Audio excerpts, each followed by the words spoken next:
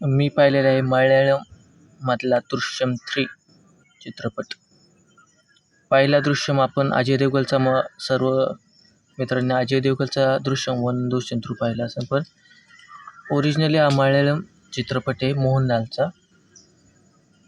दृश्यम 1मध्ये आपण सस्पेन्स होता, दृश्यम 2मध्ये अगदी खतरनाक पद्धतीने अजय देवगणनी ती चाल चालली होती. पण दृश्यम 3ची पहिली गोष्ट येते की गरज होती का?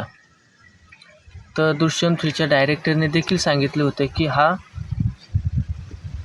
चित्रपट हा सस्पेन्सवाला नाही. आणि तसं पाहायला गेलं तर सस्पेन्स याच्यामध्ये दृश्यम 1 आणि दृश्यम 2 सारखा नाही. पण चित्रपट ही गरज होती का? तर होती. कारण चित्रपटामध्ये जे एक माणूस आपल्या फॅमिलीसाठी काय करू शकतो हे चित्रपटाचा जेव्हा क्लायमॅक्स येतो तेव्हा तुम्हाला समजून जाईल. चित्रपट हा सायकॉलॉजिकल थ्रिलर या गोष्टीवर जास्त फोकस करतो, नाही की दुसऱ्या कोणत्या गोष्टीवर. या दृश्यम 3चा सस्पेन्स हा पहिल्या आणि दुसऱ्या दृश्यमसारखा नाही. हा अतिशय वेगळा आहे. फॅमिलीवर हा चित्रपट फोकस करतो. आणि पण याचे सस्पेन्स आहे.